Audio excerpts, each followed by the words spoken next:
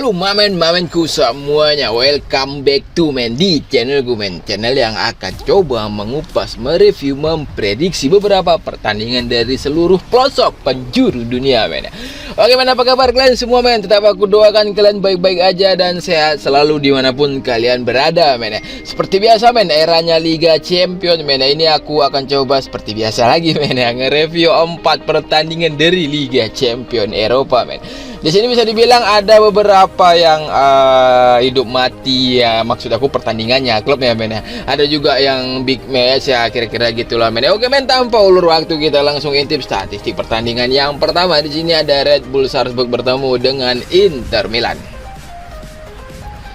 Catatan ringkasan pemain dari kedua klub dari kubu Salzburg sendiri di sini cukup banyak Di sini ada 9 pemain yang udah dipastikan dia akan bermain.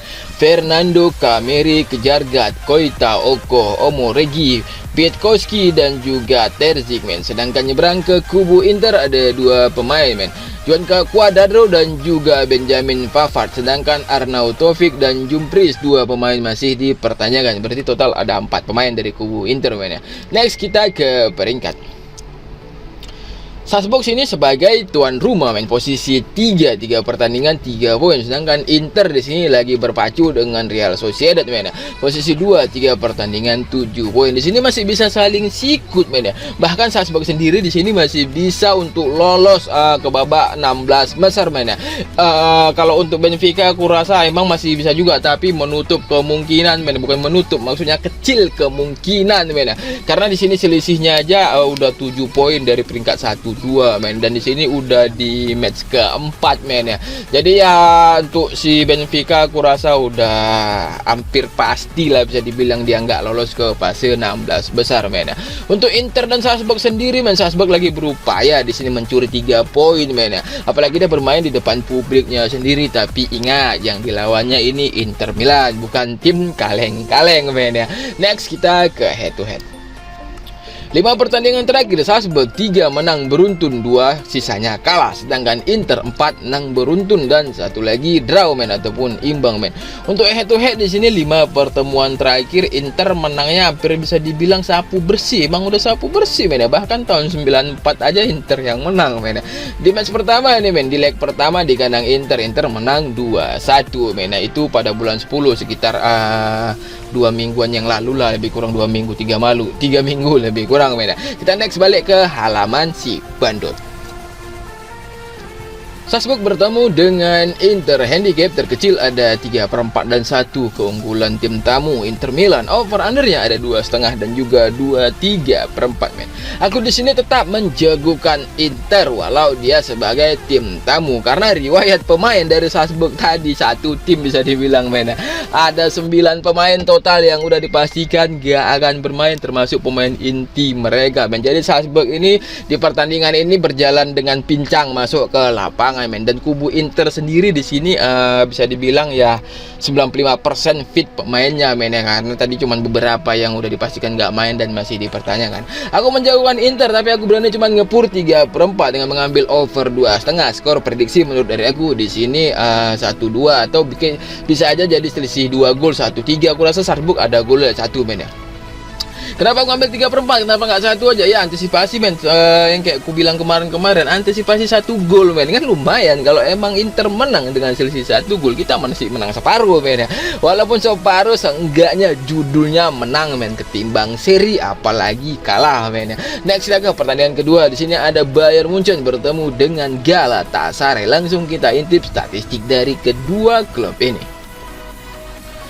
Untuk catatan rangkuman pemain dari kedua klub kubu Bayern Munchen, 3 pemain yang udah dipastikan dia akan bermain: Bukman, Marusic dan juga De Ligt pemain Belanda Sedangkan Guerreiro 1 pemain masih dipertanyakan. Nyebrang ke kubu Gatel atau Galatasaray ada Muslera dan juga Ndombele, 2 pemain yang udah dipastikan dia akan bermain. Next kita ke peringkat. Bayer ataupun Bayern Munchen ataupun Munchen banyak sebutannya men. Sebagai tim tamu sebagai tim tuan rumah di pertandingan kali ini dia menduduki peringkat pertama men ya, poin yang sempurna men. 3 pertandingan 9 poin, tiga-tiganya menang men. Sedangkan Galatasaray di sini membuntu tuh di bawahnya men ya. 3 pertandingan 4 poin men. Sedangkan MU di sini ini nggak nyangka nih men ya, di posisi 3 men ya. Bahkan dengan Galatasaray sendiri dia kalah men ya, kalah poin men ya.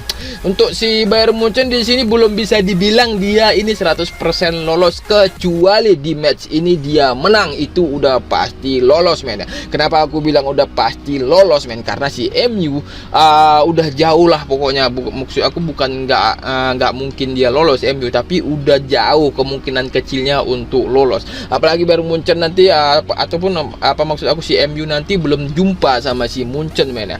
Kalau udah jumpa ya udah berat kali lah pokoknya men ya, untuk balas kandangnya nanti men. Sedangkan Galatasaray di sini mencoba mengamankan posisi aja. Nggak apa-apa lah mereka juara, bukan juara grup, maksud aku nggak apa-apa lah mereka runner up. Yang penting mereka tuh lolos ke fase 16 besar. Kita next ke head to head. 5 pertandingan terakhir Bayern Munchen 4 menang 1 kalah men. Kalah di sini di DFB Pokal men, di lanjutan piala apa namanya Liga Jerman men, lawan Saarbrücken kalah mereka 2-1 men. Sedangkan untuk Galatasaray 5 pertandingan terakhir 4 menang 1 kalah. Ini kalah di leg pertama mereka men 1-3 bermain di Galatasaray men ya. Sedangkan untuk head to head baru 3 kali bertemu di sini. Munchen menang 2 kali, satu lagi imbang 1 sama men ya. Bahkan di sini kecuali di match pertama mereka tadi men, bermain di Gatel 1-3, sisanya di tahun 72 men ya. 72 ke tahun 2023 itu sekitar berapa tahun men ya? 40 tahun lebih kurang men ya. 51 tahun lebih kurang ya men ya. Kita next balik ke halaman Cibandot. Munchen bertemu dengan Gatel atau Galatasaray. Handicap terkecil ada 2 dan juga 2/4. Over undernya ada 3/4 dan juga 4 men. Terus terang aku menjagokan Bayer walaupun purnya kepala 2 minimal men ya. Aku sini mengepur ataupun ngasih poin si Gatel nih tadi 2 men, dengan mengambil over 3/4. Skor prediksi menurut dari aku di sini Galatasaray aku rasa bisa kebantai men ya. Atau tuh 4-0 atau mungkin 4-1 men ya. Apalagi Bayern Munchen di sini lagi gila-gilanya semenjak membantai Dortmund kemarin men 0-4 men. Ini ya lagi ganas aku rasa Bayern Munchen di sini men ya. Untuk lebih memastikan diri Bayern Munchen lolos, makanya dia wajib menang di match ini. Kalau di match ini dia nggak menang, itu di match selanjutnya wajib menang. Tapi dia lebih berupaya di match ini menang, karena ini kesempatan besar dia bermain di depan publiknya sendiri. Kita next ke pertandingan ketiga. Di sini Arsenal bertemu dengan Sevilla. Langsung kita intip statistik pertandingan kedua klub ini. Catatan rangkuman pemain dari kedua kubu di sini. Dari Arsenal 4 pemain yang udah absen men ya. Maksud aku tuh dipastikan gak main ya, udah absen lah bahasa singkatnya men ya. Ada Gabriel Jesus, ada Partey, Smith Rowe dan juga Tim Burgess. Sedangkan Odegaard masih dipertanyakan. Ini sang kapten men, masih dipertanyakan men. Nyebrang kubu Sevilla ada Nailan Fakas, 2 pemain yang udah dipastikan gak akan bermain. Sedangkan Acuna, Marcao dan juga Sergio Ramos men, pemain uzur, pemain senior men ya, masih dipertanyakan 3 pemain ini men. Next kita ke peringkat. Arsenal sebagai pemuncak klasemen grup B men. Di sini 3 pertandingan 6 poin, sedangkan Sevilla posisi 3 pertandingan hanya mengumpulkan 2 poin. Dari grup ini semua masih bisa berpeluang lolos ke babak 16 besar men. Bahkan si PSV dengan Leeds sendiri di sini lagi jumpa juga men, ini lagi main juga men. Bahkan semua pokoknya keempat klub ini masih bisa lolos ke babak selanjutnya men ya. Jadi nggak ada yang perlu dibahas secara rinci men. Hanya saja Arsenal ini dan Sevilla ya wajib menang lah si Arsenal sendiri men, apalagi dia tuan rumah men ya.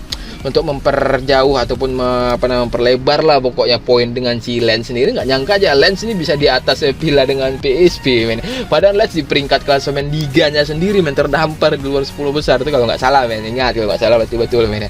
Next ke head to head. 5 pertandingan terakhir Arsenal 2 menang 1 imbang, 2 kali kalah beruntun di match terakhir di Liga Inggris ini, 1 di FL. Ini FL kalau nggak salah Piala Carabao men. Sedangkan untuk Sevilla 5 match terakhir atau 5 pertandingan terakhir 1 menang 3 imbang, 1 kali menderita kekalahan. Ini kalahnya di leg pertama men. Main di Sevilla mereka kalah 1-2. Untuk head to head 5 pertemuan terakhir Arsenal menangnya 2 kali, Sevilla menangnya juga 2 kali men. Satu lagi sini imbang 1 sama tahun 2008 men. Di sini tahun enak semua 2007, 8, 17, 22 di sini 1 tahun yang lalu. Inilah terakhir ketemu di leg pertama men. Next kita balik ke halaman si Bandung. Arsenal kontra Sevilla, handicap terkecil ada 1,5 dan 1/3/4. Arsenal yang ngepur. Over undernya di sini ada 3 dan juga 3/4. Terus terang kenapa nggak berani ngepur, apalagi dia main di kandang dan berpacu dari kejaran klub-klub di bawahnya men, di grup B tadi men. Aku berani ngepur 1,5 terus terang men, dengan mengambil over 3. Skor prediksi menurut dari aku di sini bakal dapat Arsenal selisih 2 gol men. Bisa aja Sevilla 1 gol, Arsenal 3 gol men, 3-1 atau mungkin bisa lebih dari 3-1 men, entah tuh banjir gol atau 3-2, 4-2, karena kedua klub ini sistemnya sama-sama menyerang men. Apalagi Arsenal sendiri pantang mundur sebelum hancur, apalagi depan publiknya sendiri men. Kita next ke pertandingan keempat, ada Copenhagen bertemu dengan MU. Langsung kita intip statistik dari kedua klub ini. Kubu Copenhagen 3 pemain yang udah absen men. Ada Clem, Kolava dan juga Milling. Sedangkan Boylesen, Cornelius dan juga Elyonossi men. 3 pemain masih dipertahankan, berarti total ada 6 men. Dan nyebrang ke kubu MU ada 6 pemain yang udah dipastikan gak akan bermain men. Cukup banyak kayak dari sini men. Ada Casemiro, Diallo, Malaysia, Martinez, Dejan Sancho dan juga Luke Shaw men. Total 6 pemain yang udah pasti absen di match kali ini men. Next ke peringkat. Di sini persaingan papan bawah men, antara si MU melawan si Copenhagen di grup A ini men. Itulah yang aku bilang tadi men, untuk Bayern Munchen men. Sekarang kita bahas MU men. Untuk MU sendiri di sini ya mencoba berpacu lah pokoknya men. Minimal dia itu runner up di grup A ini men. Tapi dengan catatan dia ini bertandang pula ke Copenhagen men. Itu sih ingat aku pas main di MU kemarin, pas main di Old Trafford, mereka sih emang menang tapi cuman 1 gol men. 1-0, itu pun di menit-menit akhir. Memang cukup tragis MU nih di tahun ini men. Untuk Copenhagen sendiri di sini lah, inilah kesempatan besar dia men, karena dia bermain di depan publiknya sini. Pokoknya kesempatan besar. Dengan selisih kemarin tuh defisit 1-0 lah, cuman mereka kalah di Old Trafford men. Sekarang nih main di depan publiknya sendiri, lupa aku nama kandang ya men. Next kita ke head to head. 5 pertandingan terakhir Copenhagen 4 menang 1 kali kalah. Ini yang aku bilang men, cocok masih ada kan men, 1-0 di Old Trafford men di leg pertama. Sedangkan MU 5 pertandingan terakhir 3 menang 2 kali kalah men. Kalah di Piala Carabao dibantai sama Newcastle 0-3 dan juga di Derby Manchester lanjutan Liga Inggris men, mereka kalah juga men. Untuk head to head baru 4 kali bertemu men. Di sini MU menangnya 1, 2 kali, 3 kali MU menang men. Copenhagen 1 kali men ya.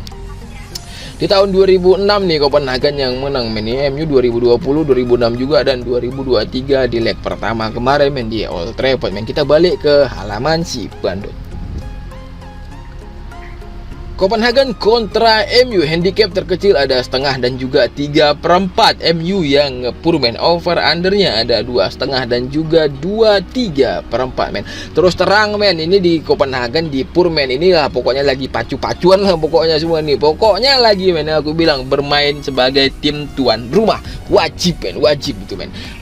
Minimal kali lah imbang ya, jangan sampai lah imbang, harus menang sebenarnya men, namanya wajib men. Aku di sini tampung atau nahan 3/4 men dengan mengambil over 2,5. Skor prediksi menurut aku dari sini Copenhagen yang menang. Terus terang men, ini 2-1 atau nggak mungkin dia seminim-minimnya berimbang 1-1. Ini Copenhagen ini aku rasa nggak bisa dipandang sebelah mata walaupun dia di papan klasemen peringkat paling bawah men. Tapi nggak juga, MU juga lagi terseok-seok di musim ini men. Jadi ya makanya bisa aku bilang ini Apalagi di per 3/4 itu kalau aku men, prediksi aku tuh aku tampung atau nahan men. Tapi tetap utamakan feeling masing-masing men. Jangan ikuti kali lah prediksi aku men. Aku cuma memberikan referensi aja men. Tapi jika sehati gas lah men, nikahi apa ya enggak men.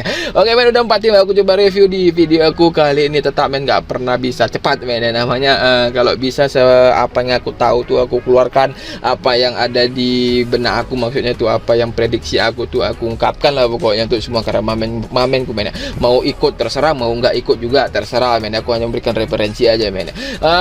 Terima kasih banyak, sebanyak-banyaknya lah pokoknya yang nggak terhitung untuk semua para mamenku yang udah mau singgah ngintip semua segala macam, apalagi yang udah mau subrek di channel aku men. Dan ingat, aku pertegas sekali lagi, yang mau bergabung ke grup WhatsApp itu men, itu gratis men, nggak ada bayar men. 1000 perak pun nggak ada bayar men. Kalau mau kalian tuh japri kan aja men, nomornya banyak di mana-mana ada men. Di mana-mana, masa aku di video di sini ada, di deskripsi ada, kolom komentar juga ada, japri kan aja men. Oke men, kita tutup pertemuan kita langsung di video aku kali ini men. Salam pemersatu dari aku men. Salam bravo men.